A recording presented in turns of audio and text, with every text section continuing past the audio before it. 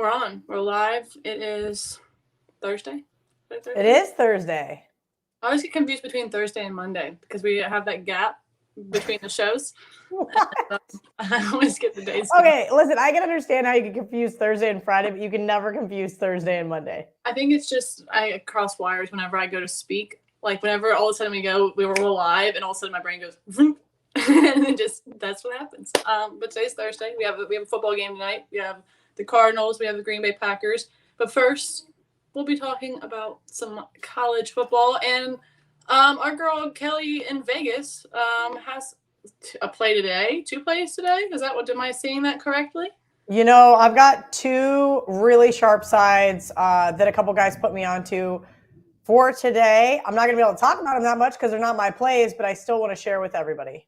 Okay, what are they? Let's hook us up because I would love some action today because I looked at the games, but I wasn't in love with anything. So if there's some sharp information, I would love it. Our dude Triggers messaged me yesterday and said Astros to score first, super sharp.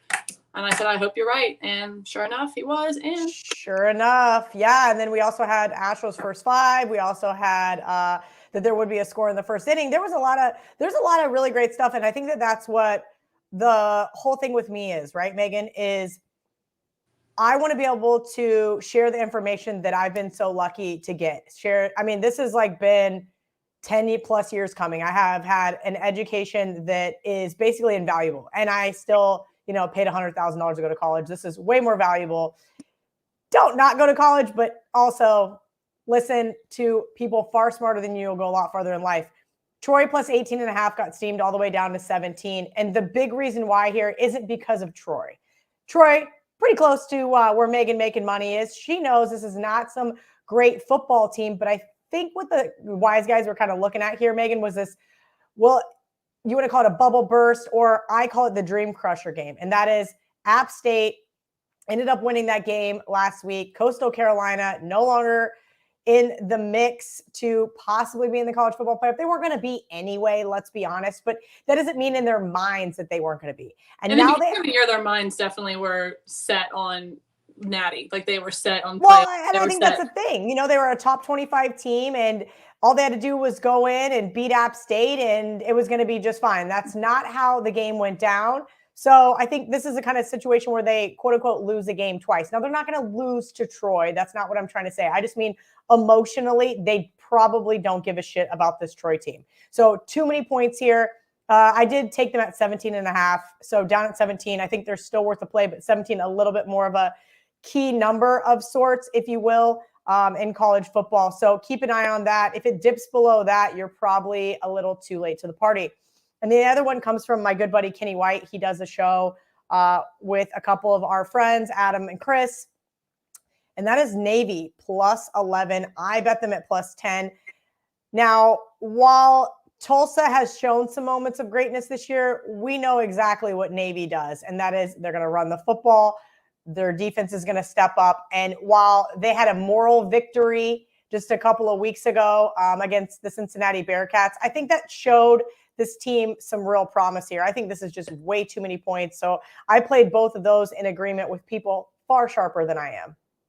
Yeah, that Navy team last week, I played I played Cincinnati against them, and I thought that was going to be the game where they were going to go out there and really show out. But I think that's going to be this week, Megan. Yeah. I like Cincinnati this week. Yeah, so that's what in my little 60-second bet that I recorded today, I was like, I did take Cincinnati to cover last week, but Navy came out and did what Navy does, run, and maybe that's a weak spot in the Bearcats offense or defense that I missed. And so this week, though, Tulane, we'll move on to that game, doesn't have a run game. Literally can't stop a nosebleed, doesn't have a run game. This Tulane team, and I was just in New Orleans last weekend. I love that city so very much, but Tulane is not a program that I will be backing right now. Faded them last week against SMU, I believe. And now I had them circled, and then once I saw you pop that in the 3 Blondes parlay, I was like, all right, I'm going to go ahead and responsibly hammer the Bearcats this week. And I just gave away your play. So what's your take on this? Oh, absolutely. I think this is a name your score type of scenario for the Bearcats, right? Last week they had a scare, if you will. That was the first time outside of the Notre Dame game that they've really been tested. I think 25 is just a little bit of a light number, but at the Barstool Sportsbook. Oh, okay. But I do think, I think it is playable up to 28.5. That's just me. I do believe this is a Cincinnati team that is going to absolutely hammer the ball down their throats. I mean, this is, man, you got a Tulane team, like you said, can't stop a nosebleed. They're giving up almost 500 yards per game. So I do think this is a much different scenario. The fact that Cincinnati was kind of kept close is going to keep most of their backers off of them this week. I think give the bookmakers a little bit of reprieve, but I'm going right back to the window and going to hammer this team. All right, responsibly. Both of us on Cincinnati. And look, this is the first time ever in the Three Blondes history that I have had all 3 picks on my card, and all 3 of them were circled. I had question marks by Cincinnati and UCLA, but then I yelled, popped them in. I was like, all right, let's ride. So next we got if we want to talk about Indiana, Maryland. I don't have a play here. I believe you do. I'm not interested in anything Big Ten right now. You can take it away. Yeah, the Big Ten is kind of one of those main conferences I follow. If anybody follows me, they know I have a play on at least one Big Ten team every single week. And this week I may have 2 again. I'm trying to think of how to say this politely, but who the fuck is Maryland to be laying 5.5 here? I understand Tuttle is out, but I sent a text to a good bookmaker buddy of mine, and he does these college football logs where he takes the starting quarterback, the backup quarterback, the third string quarterback, and sometimes even the true freshman that should, in theory, never see the field. Well, that's Donovan McCulley this week for Indiana. And guess what? He's an upgrade from Tuttle. You know why he's an upgrade? Because he doesn't make dumb mistakes. Now, what did we see from Indiana 2 weeks ago? They lost to Michigan State. I was on Indiana plus 4.5. The game lands 5, but of course it does. I think Indiana lost that game twice. Last week, I think that their air was pretty much out of their tires, and Ohio State was able to capitalize. I also want to give a little bit of credit to Ohio State. They do look like now the number 2 team in the country that we thought that they were to start the season.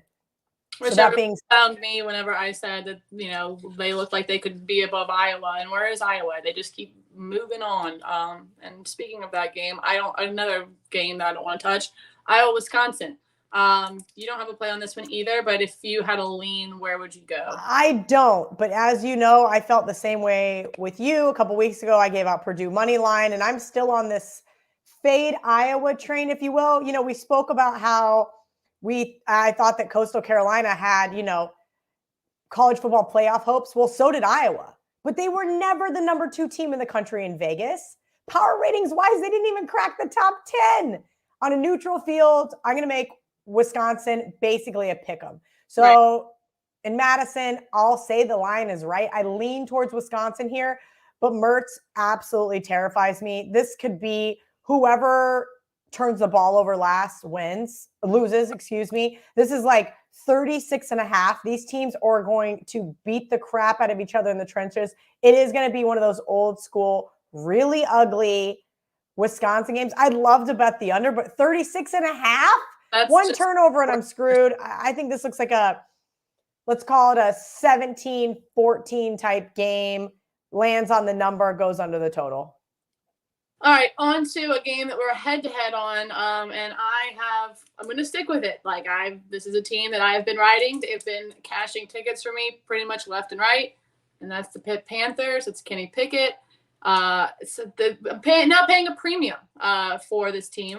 Bookmakers are valuing them a little bit higher now that everyone's starting to give Pickett the respect he deserves and this team the respect they deserve. And right now, look, you have whether it's King or Van Dyke, I haven't seen anything like crazy great out of Miami. Plus their number 1 defensive player, Bubba Bolden, is out. He's safety. I am just going to keep riding this Pitt team, and if it blows up in my face, I will allow it to because Kenny Pickett has just been that dude, and they have covered and made a lot of money for me. So I'm on Pittsburgh, and Kelly, I believe, is on the other side catching an entire 9 points, which is always scary. But if anybody can do it, I believe Kenny Pickett can. 9.5, Megan. I'm not sure what it is currently at the Barstool Sportsbook is what I played it at. Now, I am on the other side, and I am already hating myself for this one. Look, Miami, a couple weeks ago, I was on them against North Carolina. They came roaring back in the second half and couldn't get it done. Now, it's difficult, but this isn't a play on the Canes for me. This is a play against all the things that you just said about Pittsburgh.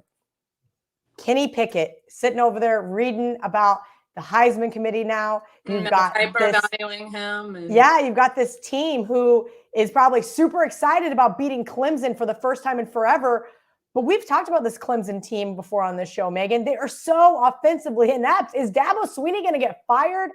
And look, I've spent a long time bashing Pat Narduzzi. I really have. I made fun of him a lot about how terrible he is with kicking field goals, usually on the 1 yard line. He got lucky. He is a good quarterback this year. He doesn't have to make bonehead mistakes like that. But I know deep down inside in his soul, he wants to make stupid bonehead mistakes like that. And I think they will this weekend. So I like the 9.5, the 9, if you will. I actually even sprinkled a little bit on Miami money line. Don't worry. Crazy girl. Don't worry.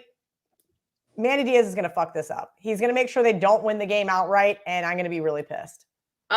Is there anything going on in the chat, Kelly? I know we might be getting some comments back today. If there's anything rude, just we can keep going. If there's anything rude, there's always rude stuff in the comments. Yes, the show is live, just to answer any of those questions. And we know Cincinnati did not lose last week. They did win, but they did not cover by any stroke of the imagination. 28.5 last week. It was a fat line. Yes, it was. And it's a fat line again, but I think that this is, again, a team in Cincinnati that Megan said last week, style points. That's not usually like a thing I like to say, but it is true. If you are not in a major conference, yes, Cincinnati is in the AAC. I hate to break it to you. That's not a major conference. They're going to need to not only run the table, but they're going to need to do it in a great fashion, because guess what's going to happen? The committee is going to let 2 SEC teams in, and I'm going to be pissed. Everyone's going to always be pissed with the SEC, but that's why we are the SEC. I don't have a play on this game, but I feel like we have to talk about it because the college football show will be there. It is Dave's alma mater, the Michigan State game. I'm also doing Brandon versus this week, and he's on Michigan State.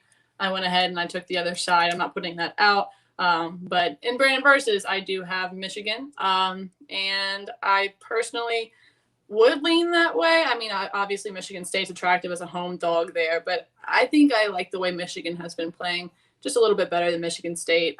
Personally, what would be your lean? Because I don't think you have a play on here. Ugh, Megan, I wanted to like Sparty. I really did. At 4.5, I started to look at them, and then all of a sudden I refreshed my odds screen and it's 3.5. It's hard, right? Like Sparty, I bet against them a couple times this year, and I've got angry Spartans fans. And if I bet against Michigan, then I have to hear from Dave about betting against his team. This is going to be a really great game. I will say this. I do not trust John Harbaugh. Not on the road, not as a favorite. I will find another spot to bet against. But right now, I think this is just one of those games where I'm just not going to touch it. I think it's going to be a great game to watch. I wish I was in East Lansing. I will be at the world's largest outdoor cocktail party, probably cheering for Florida. I haven't quite decided on that game yet either. I really hope you don't go Florida. I have a feeling Georgia's going to absolutely roll. I mean, look, and this is the thing. Dan Mullen is a jackass. He's got to stop playing 2 quarterbacks. Point blank, period, the end. If you play 2 quarterbacks, you have no quarterbacks. So please, for the love of God, Dan Mullen, AR-15 is your quarterback. That is who you need to play. The end. Also, don't have a play on Texas Baylor, but you have Baylor ranked at home. Texas catching 3.5. Part of me leans Texas in the points, but I also don't want anything to do with this one. I just feel like people are probably going to want to know what sides were on there.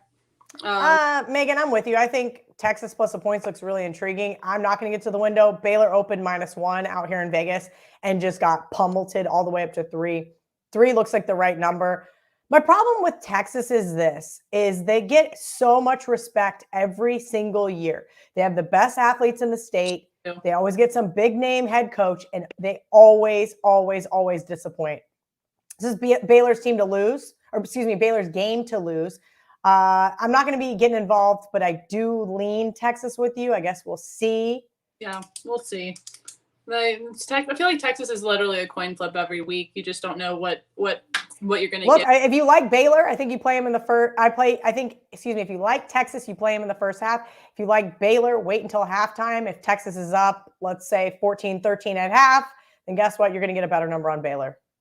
You heard it here first. All right, next, this is my leg of the Three Blondes parlay. I like Syracuse. I think we have them in the Three Blondes is 5.5 because I took it at 6.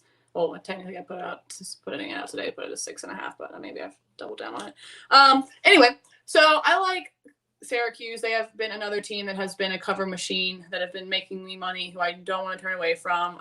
Sean Tucker, I believe his name is. Absolute monster running back, and Boston College has no defense. This is 6 points. They're at home. They play well there. As I said, they have been cover machines. I like the orange here in this spot. Do you have an opinion? I don't, Megan. Look, you're right. Syracuse just don't want to step in front of this team right now. I don't love laying 6 points with them either, but you're right. I'm not backing Boston College here. Oh, boo, Boston College. It's also Syracuse homecoming for whatever that's worth. The crowd should be absolutely into it. And Boston College has their backup quarterback. I always want to ask that. One of these days, I'm going to ask a bookmaker, how do you quantify homecoming? Because that's what's like, you know that it's going to be emotional, right? You know that there's going to be a ton of people there. Or, you know, we have people say, oh, like the Penn State whiteout is worth 6 points. What? 6 points?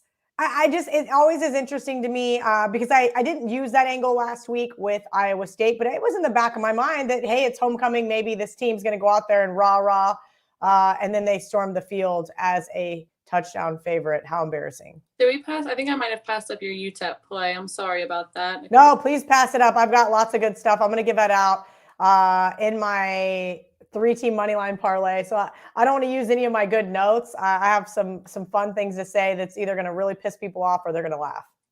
Very interesting. Move on to one that we talked about earlier in the week. Florida State, Clemson, and it's gross. It's stinky. I feel like the line is begging me to take the Noles, and guess what? I am. You have Clemson, who are 0-8 against the spread. They're 0-5 against ACC opponents. As you said, is Dabo going to get fired? What's going to go on? I'm going to just keep fading Clemson. I'm sorry. I didn't think I'd ever say that, but 9.5.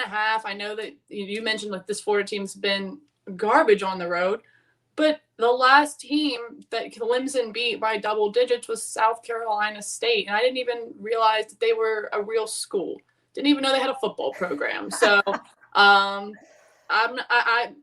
heard of the Noles before. I've heard of FSU. I know they are capable of putting together, a football team that could maybe go out there and cover for me. So I like the Noles plus the 9.5, and I'm just going to hold my breath on that one and hope that Clemson doesn't. So this is how far Clemson's fallen. So I have my power ratings open. Full disclosure, I have a couple of guys, just because I don't have time for it, share their power ratings with me, and then I kind of fuse them together in the metrics that I like the most, whether it's yards per game, yards per play, that kind of good stuff.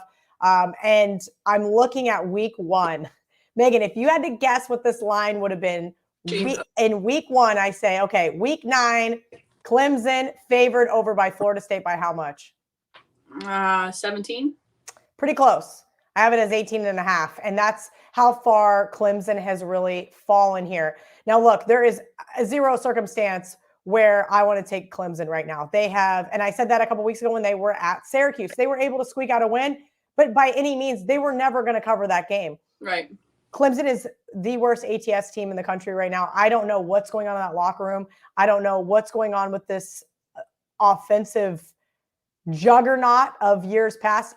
Look, Trevor Lawrence, fine, but there is so many more problems within that team. You text me about Florida State. I swear I spent 2 hours looking at this game. I was like, am I going to put Florida State in my parlay? I texted you this last night.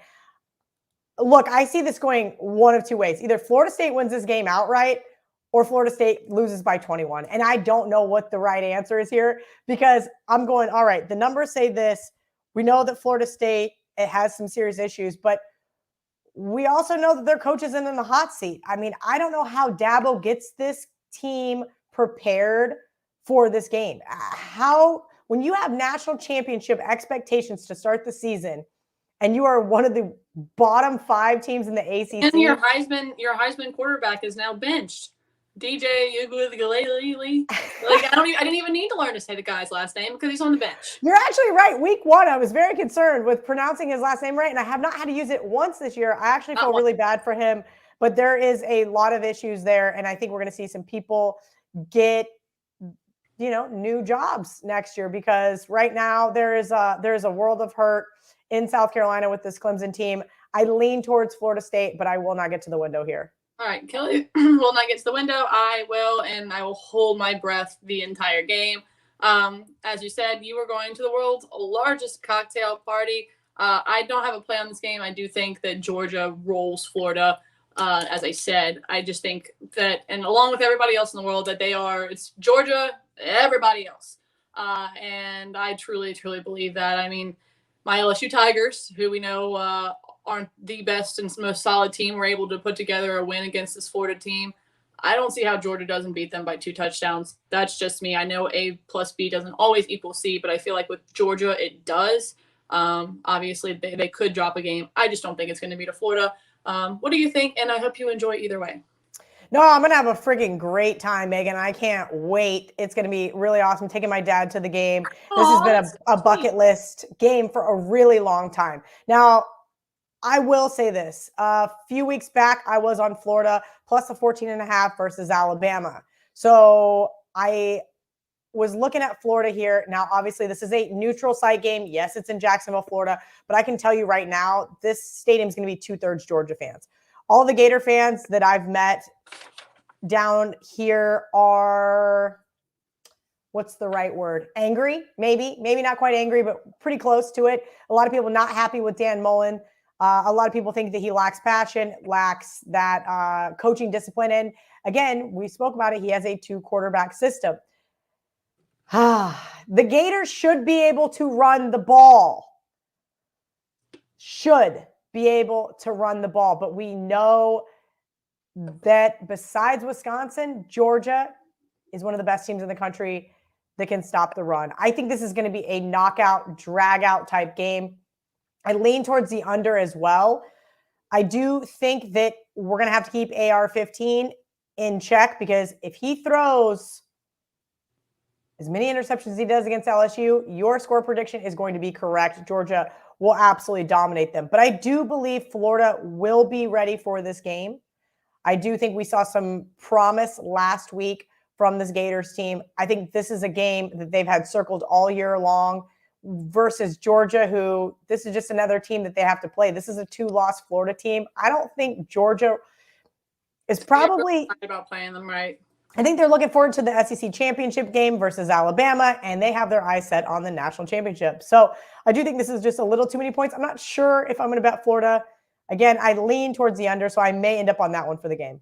Well, I hope, regardless, that it's just a good game. Since I'm not on it, I hope for you that it is that knockout, drag-out game, and that we get some good SEC action out of that. Next, we are going head-to-head again, and I took them last week. I believed in them. They failed me, but I am going back to the window with them again this week because I think that this is just too many points. I think this is more like a 4.5-point game. I do think Nebraska will win. But look, Purdue has been great in this underdog role this year. They have in years past as well. I think this is too many points. I haven't seen Nebraska do anything super crazy that I'm like, yeah, they definitely should be laying 7.5. I like Purdue here. Why are you on Nebraska at -7.5? Because you were on last week, Iowa, kind of the same thing. And I feel like this is similar spots where I just feel like, whoa, way too many points. And probably the rest of the public is going to also agree, whoa, too many points, and probably be on Purdue. Probably end up being a huge public dog. So I don't know if they're going to be a huge public dog here, Megan. Look, I think this is, if you watch the show the week I gave out Purdue on the money line, what did I say Purdue does well? Or excuse me, what did I say that Iowa does well? They stop the run. Well, Purdue doesn't run. Purdue throws the ball in almost 70% of their plays. Well, what does Nebraska do really well? That's right. They They have some really great secondary players. They have 8 interceptions on the season. They've only given up 9 touchdown passes all year. So I'm looking at how these two teams are going to mesh up. I do think Nebraska, and while I was on Minnesota a couple of weeks ago against them, that was a play after they played Michigan. I really think they lost that Michigan team game twice because Minnesota got outgained in that game. This is a Nebraska team that I think is kind of in that midseason form. Adrian Martinez, still not in love with him. I don't think that he's ever going to live up to that freshman year that he had. But I do like the Cornhuskers here. I think this is a Purdue kind of gets beat up kind of spot. I could totally see this being like a 34-14 type of game and everybody going, what the hell just happened? All of a sudden, this Nebraska offense just exploded. Well, it's easy to do when you play defenses like Purdue. Well, hopefully that will not be the case, and Purdue will cover. But we can split hairs on that at a different time. TCU, K-State. Do you want to put in your K-State opinion this week? K-State out there just to let everybody know your opinion.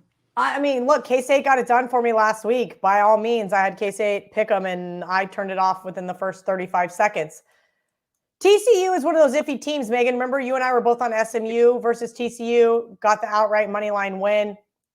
This is a K-State team that really is infuriating. In theory, they should be able to beat the crap out of TCU.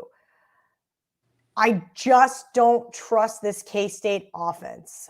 Looks like it's going to be Will Howard under center. Skyler is not fully healthy. He's not been fully healthy. Even if he is fully healthy, I haven't seen enough from him. We're going to go back and forth. I'm actually not sure. I'm looking at it right now, and he is probable. So I take that back. But there isn't much of a drop-off. And if you ask K-State fans, they're going to say there is. That being said, TCU is not a team I want to back.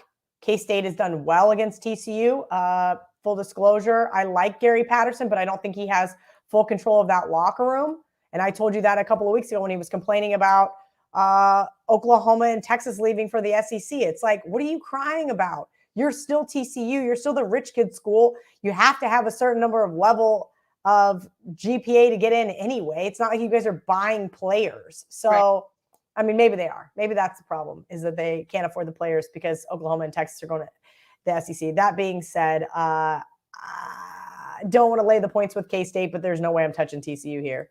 All right, so that's the K-State take of the week. I'll skip over UTEP so that you can save that for your Moneyline Parlay to talk about. Let me keep it scrolling. All right, this one's interesting. It was at Kentucky, Mississippi State. I was thinking of Auburn. I actually do lean Kentucky here, but maybe that's just because I feel like Mike Leach isn't that great. But whoa, Mike Leach slander. It's too early in the morning for that one, Megan. I like him as a person, right? Like, as a person, I would love to grab a beer with Mike Leach. But as a coach, I don't know if I don't know if I love him, as a coach. So that being said, you have Kentucky ranked going Mississippi State, pretty much pick them. We have Mississippi State as a +1 home dog. Lean Kentucky, maybe just in spite of Brandon. There you go. Because we also took State this week, and I had to take Kentucky. I didn't have to, but we agreed, a gentleman's agreement on he will take State and I will take Kentucky. So that will also be part of Brandon versus. I'm gonna go. You're welcome, Brandon. So much for me giving you all of this promo in our show. You're welcome. I mean, I'll cheer for you to get Kentucky against Brandon. I lean towards Mississippi State. I think this is right on the money here. I think this looks like a coin flip type game. You've got Mississippi State with a good run defense. And you've got Kentucky with a run-heavy offense. This looks like a really fun type of game. I lean towards the under here as well, Megan. But as I said, I love Mike Leach. I'm not going to give him some roaring, round of applause as how well he's done in the SEC. I loved him at Washington State. I hated him at Texas Tech. So here we are. I think this is one of those games where take it or leave it. I think the under is the right side. Go ahead and just go over this one too. It's a big marquee game that I will have no part of. I was going to have a part of it, but decided not to. Auburn, Ole Miss. I was leaning Auburn to start the week. I talked myself out of this game completely. look, Ole Miss has played a very tough schedule up to this point. Auburn has not really, but I couldn't go against Ole Miss. I was afraid, and I just feel like this is definitely a coin flip game. There could be a mistake made, and Auburn could go up 2 touchdowns, and Ole Miss could come roaring back, or vice versa. I mean, Bo Nix isn't Matt Corral by any means, but he's been getting it done. So I went ahead and stayed away. I was leaning Auburn. I had them written down and circled, and then I crossed them out. So what do you got? Yeah, I lean Auburn here. Look, I think the final score last week versus your LSU Tigers was not really indicative of how at least the first half went here. I think LSU really just laid down there, and that's an unfortunate event. That being said, if I have to check boxes, I'll give Bo Nix the check mark next to the better quarterback. I got to give another check mark to Auburn because they're off a bye week. Right. I'll give Mississippi a little bit of credit here. I do think that their offense has impressed me from time to time. If you're going to make me pick, I'll take Auburn minus the 2.5. I know it was 3 early in the week. That does concern me. That means somebody far sharper than I am really liked Ole Miss here. But this could be one of those type of games. Whoever scores last is the winner of this one. Right. Next, I have SMU Houston. I am on SMU, pretty much a pick 'em. I got them +1. This is another one of those teams that I've loved to bet on, and they've fared well for me thus far this season. Look, the Cougs are going to have a blackout. They're going to have all black uniforms. Everyone in the stands supposedly wearing black. SMU, I think, is planning on trying to wear blue because obviously they don't want to wear red in favor of the Cougars. But I like SMU here. Mordecai has been fantastic. Probably my second favorite quarterback right now to back. Between him and Trey, I believe it's Siggers and Ulysses Bentley. I really think that the Mustangs have a good core here. They're going to be able to pull up the little bit of an upset within the Houston Cougars program, and they're going to stay undefeated. I like SMU +1, essentially a pick 'em. Do you have any play here? Yeah, I'm looking at this one right now, Megan, because I didn't have hardly anything written down. I have told you this before. I love betting against ranked teams catching points. I think the fact that these two, I think on a neutral field, I have them as a pick 'em. So that does concern me here. That makes me think that Houston should probably be a 2-point favorite. Kind of curious as to why not. Look, Houston's offense, they are so infuriating. I mean, I haven't had to bet them, luckily, that much. But they looked like crap in the second half versus ECU. They looked like crap in the second half versus Texas Tech. I'll lean with you here on SMU, but just know I think it looks a little fishy. Okay, well, I can't not back the Mustangs. And I'm just going to keep rolling with them and hit. And hopefully next week I'll still have a smile on my face. And I'll still have money in my account. And we'll be able to keep rolling. Let's go. You got Louisville catching 7 at NC State. I don't have a play here, but I know you do. Tell us about it. Yeah, Megan, I wanted to make a case so bad for Louisville to be able to win this game, right? And I was looking and I was like, okay, can I get to the window with Louisville money line? This NC State team now, full disclosure, I had them over their season win total that I gave out over the summer at the Barstool Sportsbook. We're going to cash that ticket. That being said, man, Miami, I bet you against North Carolina, you can't get the outright win, and then you go and you beat North Carolina State when I needed that last W to get this over ticket. That being said, I think we got to give Miami a little bit more credit. There's a reason why I'm on this week. Now, this is this Louisville team that the reason why I didn't get to the window on the money line is because I do think now North Carolina State is just a little undervalued. While they did go in and lose to Miami, if you look at the box score there, it's a little misleading.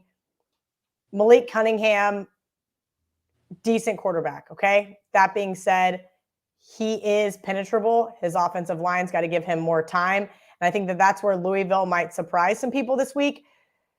Louisville's offense, we know that they're one of the more higher outputs, but they turned the ball over. And I'm like, if I bet this team on the money line, they're going to do something really stupid, kind of like Miami did a couple of weeks ago, turn the ball over late, So I pushed them off. I did bet them.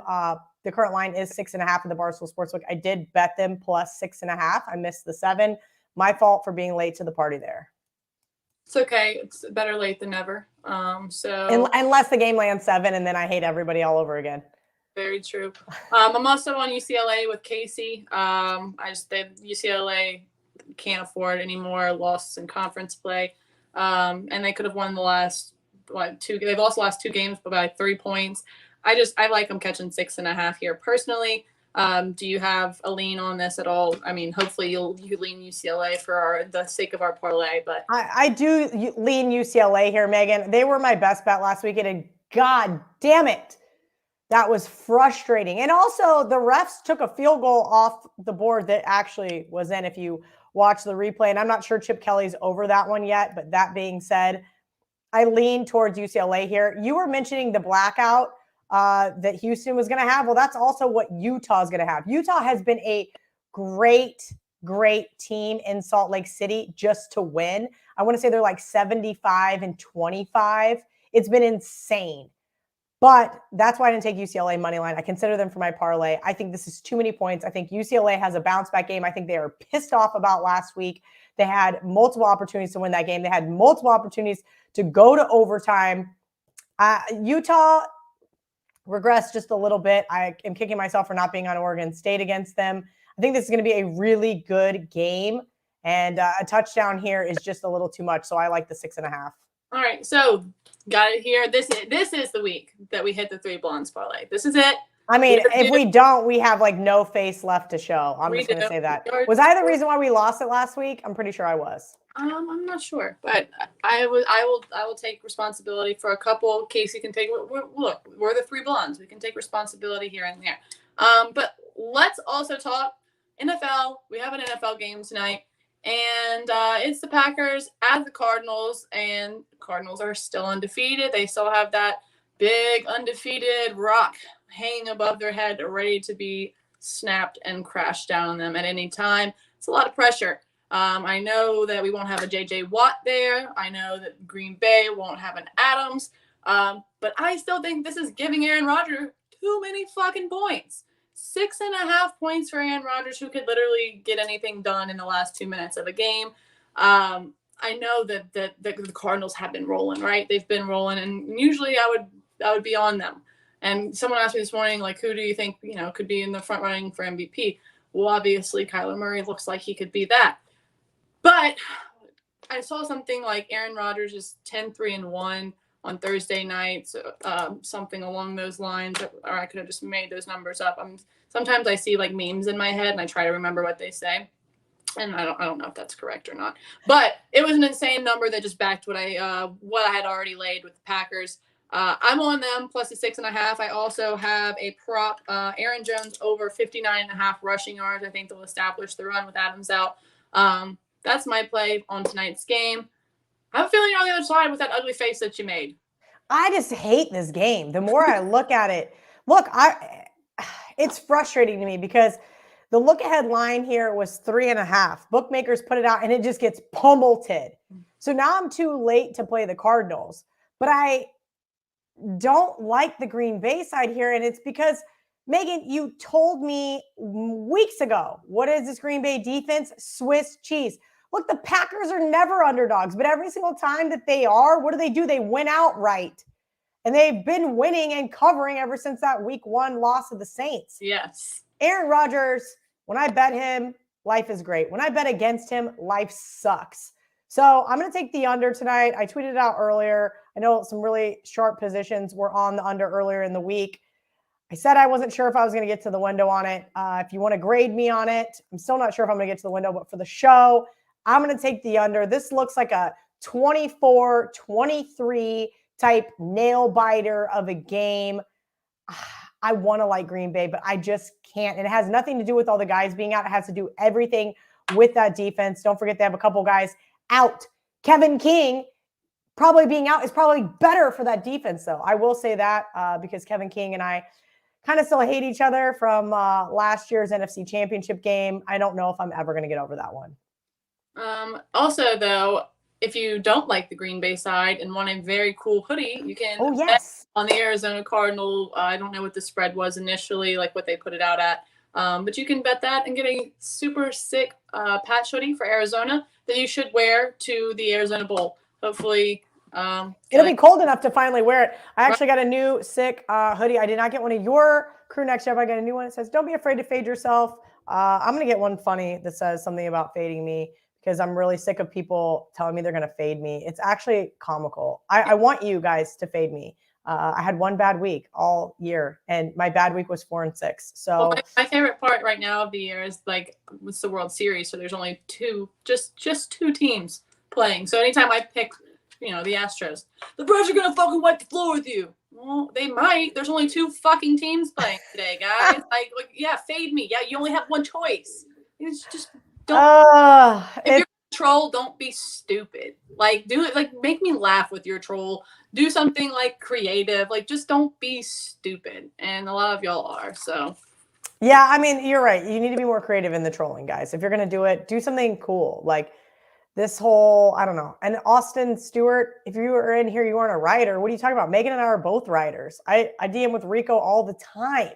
Yeah, I beat Jeff Nadeau in a basketball competition, and he claimed he didn't know who I was. So I'm definitely. Yeah, well, nobody knows who he is unless for some reason he gets a little bit of pub from Barstool. So here we are. Oh, somebody did send me his tweet saying that I was one of the worst people in the world. I'm going to figure out how to get us to West Virginia, Megan, on December 10th because I want front row seats. We'll figure it out. Get us to R&R. We'll be Jerry's ring girls, but fully clothed and sitting. But fully clothed in hoodies. All right. So Kelly's on the under. I'm on Green Bay. She's tweeted out her plays for the week. I've tweeted out my plays for the week. We have the 3 blondes this week. We have a crew neck. Usually I like to give y'all money line, like dogs for the money line. This week we have a slight favorite with the Tennessee Titans. So I have Tennessee money line this week, win or lose. And it's the last week for the crew neck. Y'all, we have some sick merch for next week. I'm very excited. Jack messaged me about it. Yay! You'll definitely want to get one of those. It's a hoodie, so I'll just leave you guys with that little bit of crumble. So we'll come back and eat next week. Kelly, we'll talk tomorrow. We'll talk NFL, and have a great Thursday, y'all. Awesome. Good night.